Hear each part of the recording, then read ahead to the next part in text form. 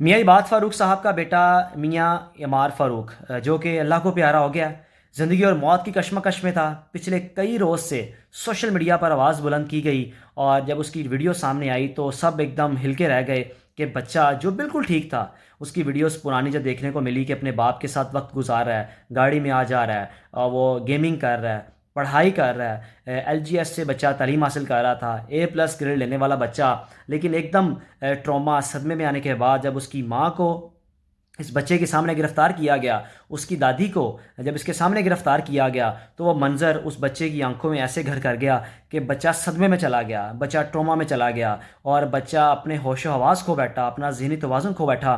Family کی جانب سے یہ کہا گیا کہ بچہ بالکل ٹھیک تھا، بچہ پیدائشی بھی بالکل ٹھیک تھا۔ ابھی بھی جو سیاسی مخالف ہیں اس تحریک انصاف کے، وہ ابھی بھی یہ بات کر رہے ہیں کہ بچہ پیدائشی ٹھیک نہیں تھا۔ تو تھوڑا سا سوچیں، تھوڑا سا سمجھیں کہ اگر بچہ پیدائشی ٹھیک نہ ہو تو وہ اسکول کیسے جائے؟ اگر وہ پیدائشی ٹھیک نہ ہو، اس کا ذہنی توازن ٹھیک نہ ہو، تو کیسے ایل جی ایس اس بچے کو ایڈمیشن دے دے؟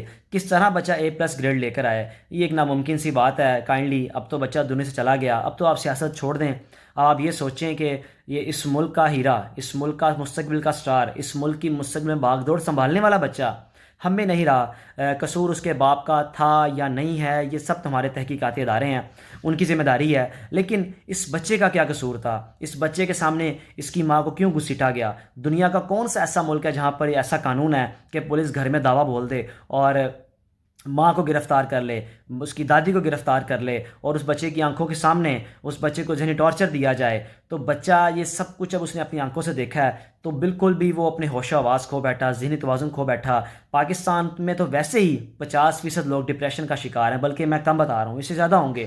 غربت، پریشانیاں، مہنگائی، گھروں میں پریشانیاں، اس کی وجہ یہ ہے کہ اس بات میں، اس چیز میں ڈپریشن میں آ جانا۔ یہ چھوٹا سا بچہ تھا، بے شک اس کا فیملی بیک گراؤنڈ بالکل ٹھیک تھا، لیکن جب اس کی ماں کو اس کے سامنے گھسیٹا گیا، کون سا ایسا بچہ ہے جو اس چیز کو برداشت کر پاتا ہے؟ کون سا ایسا بچہ ہے جو اپنے ہوش و حواس میں رہتا ہے جب اس کی ماں کو گرفتار کیا جا رہا ہو اور بچہ بالکل نارمل ہو؟ اس کی ماں کو جب گھسیٹا گیا، وہ منظر اس بچے کو اس طرح اتنا متاثر کیا کہ بچہ وینٹیلیٹر پہ چلا گیا۔ لاہور کے مختلف ہسپتالوں میں بچے کو داخل کیا گیا، لیکن اس کے بعد بھی یہ بچہ ریکور نہیں ہو سکا۔ لیکن ایٹ دی اینڈ اتفاق ہاسپٹل نے بلکہ یہ کہہ کر انکار کر دیا، شہزاد فاروق صاحب جو بچے کے چاچو ہیں، کہ آپ کا تعلق تحریک انصاف سے ہے، اس لیے ہم آپ کا علاج نہیں کریں گے۔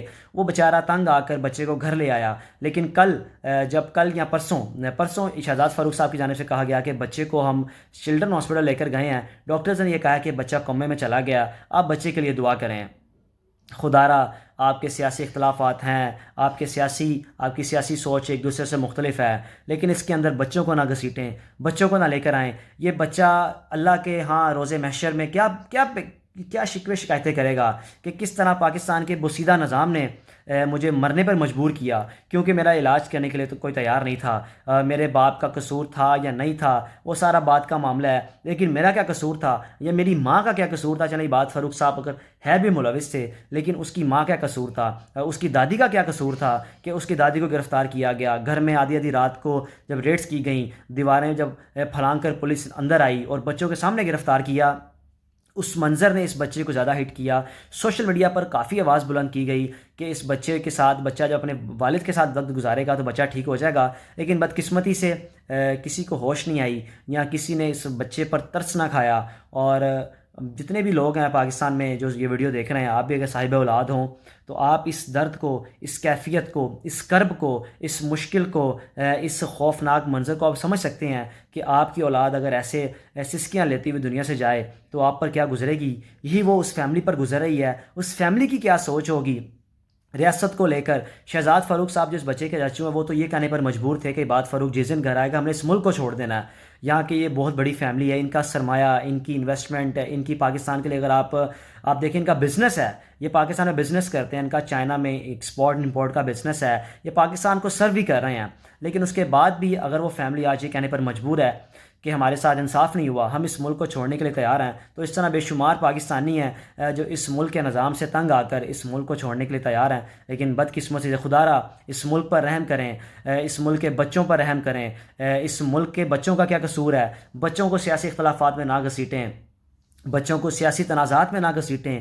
ان بچوں نے آگے بڑھنا ہے، ان بچوں نے اس ملک کی بھاگ دوڑ سنبھالنی ہے، ان بچوں نے اس ملک کا نام روشن کرنا ہے. لیکن ہم بچوں کو نام روشن کرنے یا بڑے ہونے یا مستقبل میں بھاگ دوڑ سنبھالنے سے پہلے ہی موت کی گھاٹ اتار دیں گے تو اس ملک کا کیا بنے گا. اب اس بچے نے پتہ نہیں کیا کچھ سوچا ہوا تھا. شہزاد فاروق صاحب نے کہا کہ اس بچہ مجھے کہتا تھا میں نے بڑے ہو کے آرمی آفیسر بننا ہے. اور جو اس کا بڑا بھائی ہے جو جب میں نے ویڈیو بنائی تو اس میں بار بار کہہ رہا تھا کہ عمار اب اٹھو، ہم باہر جائیں گے، ہم آئس کریم کھائیں گے، ہم کھیلیں گے. یہ بچہ بالکل ٹھیک تھا. اس بچے کی موت کے ذمہ دار یہ وہ ایک منظر ہے جب پولیس گھر میں گھستی ہے، اس کی ماں کو، اس کی دادی کو گرفتار کرتی ہے، جس ٹراما نے اس بچے کو اس حد تک پہنچا دیا کہ بچہ آج اس دنیا میں نہیں رہا. خدا را اس ملک پر رحم کریں، اس بچوں پر رحم کریں. ڈاکٹر نے